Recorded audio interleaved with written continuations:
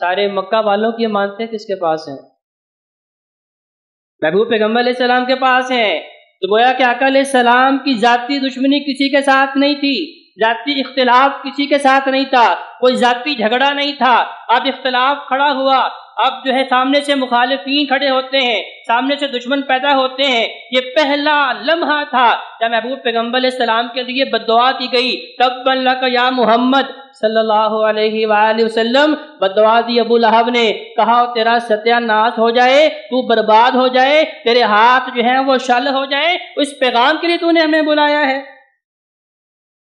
اس کا مطلب یہ ہے کہ 40 سال میرے محبوب پیغمبر علیہ السلام کی سیرت و کردار کیسی تھی کہ چھوٹے بڑے مرد و خواتین سارے کے سارے جو ہے آپ کو عزت کی نگاہ سے دیکھتے ہیں۔ اعلان کیا میں اللہ کا نبی ہوں، تو یہ پہلا دن تھا جب مخالفین آگے سے مخالفت کی، بد دعائیں دینا شروع کر دی، تانے دینے شروع کر دیے۔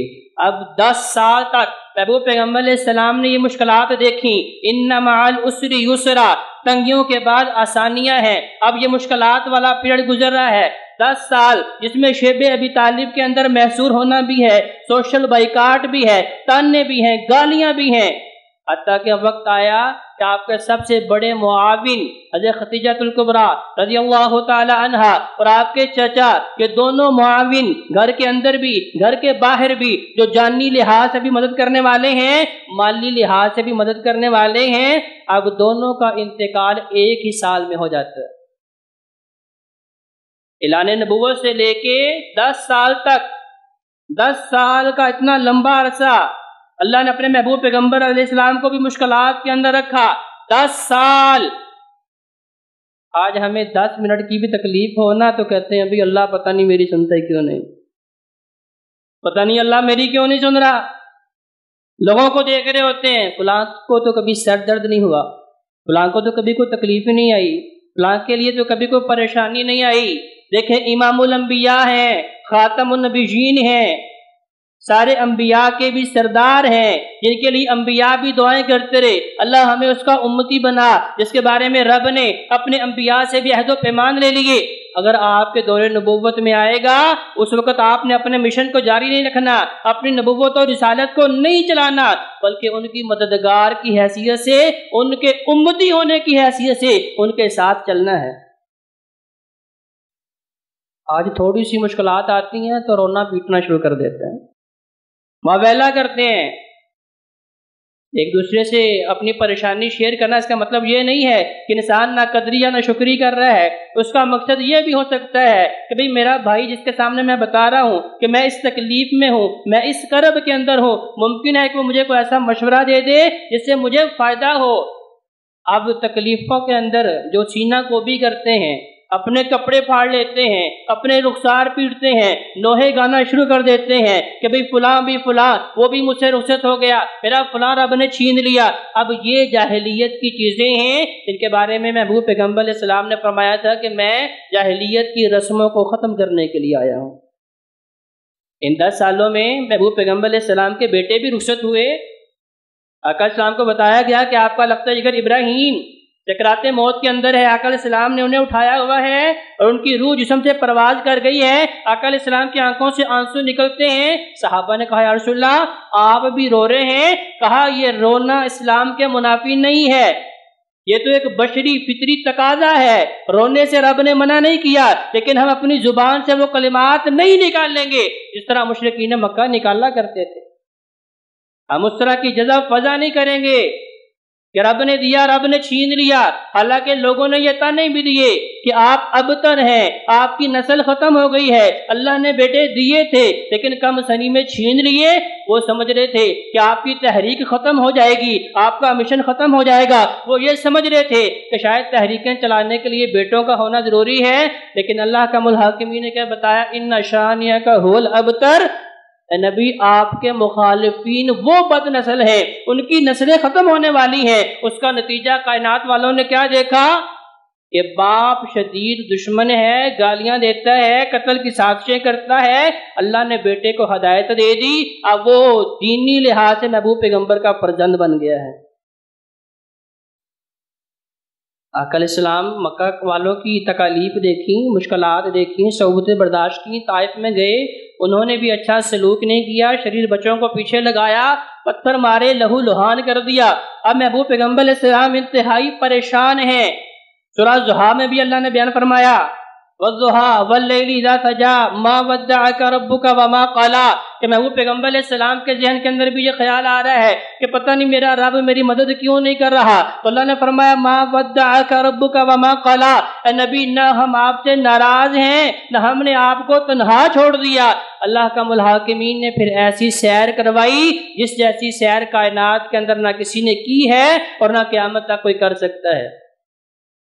آج دیکھیں بڑے ملک دعویٰ کرتے ہیں ہم چاند پہ چلے گئے، بڑے لوگوں نے دعوے کیے ہیں، ان کے اندر صداقت موجود ہے یا نہیں یہ ہمارا موضوع زیر بحث نہیں ہے، لیکن محبوب پیغمبر علیہ السلام نے کیسی پرواز کروائی، سبحان الذی، اللہ کا الحاکمین نے خود انداز کیسا اپنایا، فرمایا کہ یہ لوگوں کی سوچ سے اتنی بالا تر چیز ہے کہ حق والے کہیں گے سبحان اللہ، کہ یہ ایسا بہترین واقعہ ہے، اس سے بہترین واقعہ کائنات کے اندر رونما ہو سکتا۔ محبوب پیغمبر علیہ السلام ام ہانی کے گھر میں تشریف فرما ہے، جبریل امین آئے ہیں، میکائیل ہیں، اسرافیل ہیں، 50,000 فرشتے ہیں۔ محبوب پیغمبر علیہ السلام کے لیے جو ہے سواری لائی گئی ہے۔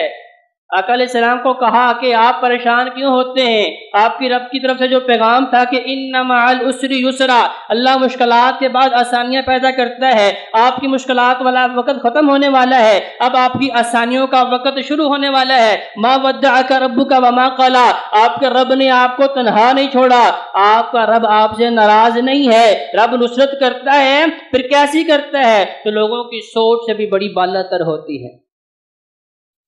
آپ پیغمبر علیہ السلام کو براق پہ بیٹھنے کے لیے کہا، اب براق جیسے شریر جانور جو ہیں وہ بھدکتے ہیں، اچھل کود کرتے ہیں، براق کو بھی اپنی برق رفتاری پہ بڑا ناز تھا۔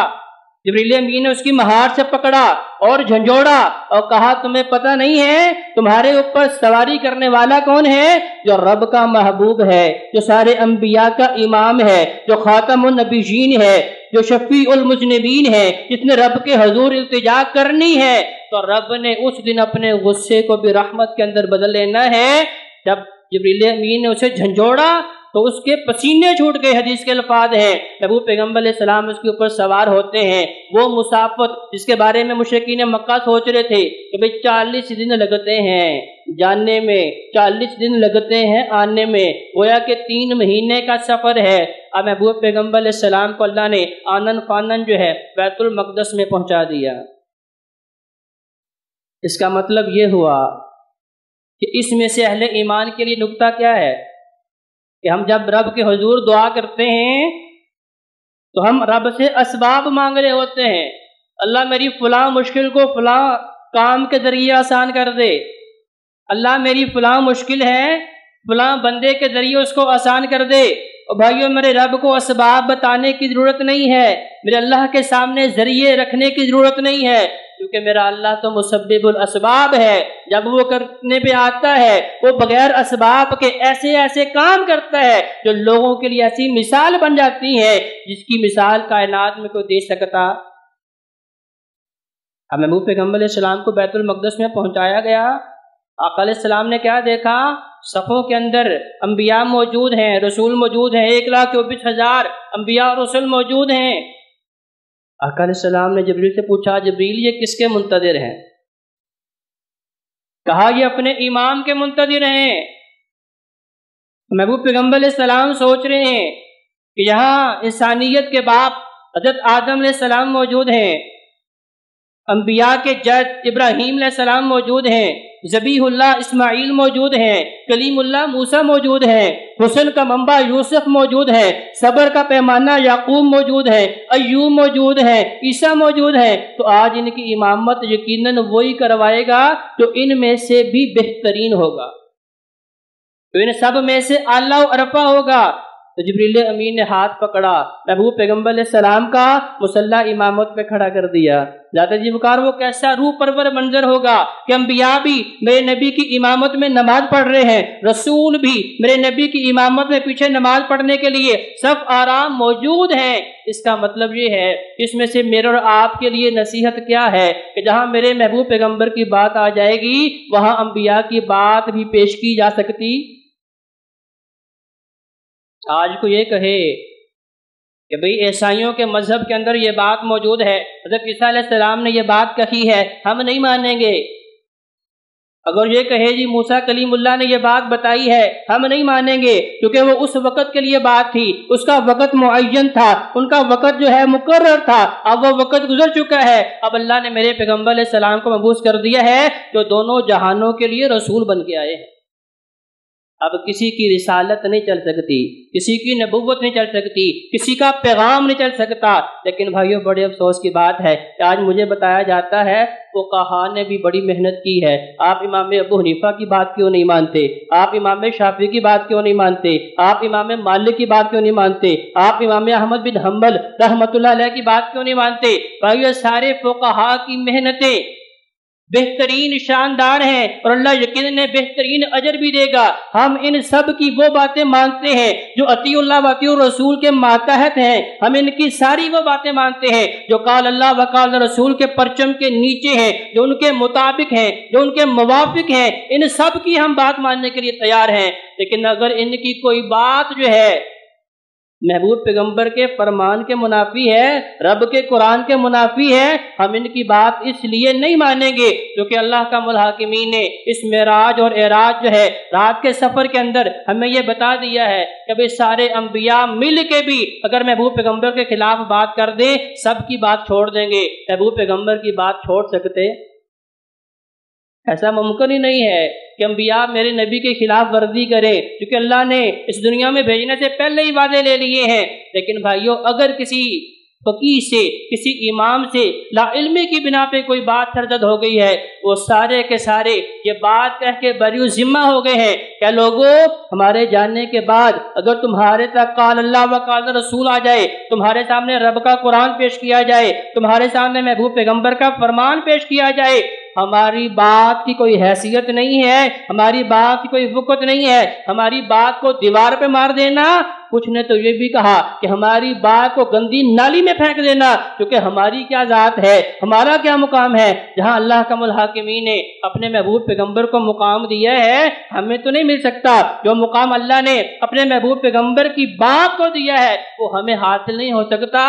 لہذا وہ سارے یہ بات کہہ کے بری ذمہ ہو گئے ہیں، لیکن آج شیطان ہمیں حق کو تسلیم کرنے سے روکتا ہے۔ نہیں میں نے تو فلاں امام کی بات ماننی ہے، میں نے تو فلاں محدث کی بات ماننی ہے، میں نے تو فلاں فقیہ کی بات ماننی ہے، میں نے تو اپنے بڑے چھوٹے کی بات ماننی ہے۔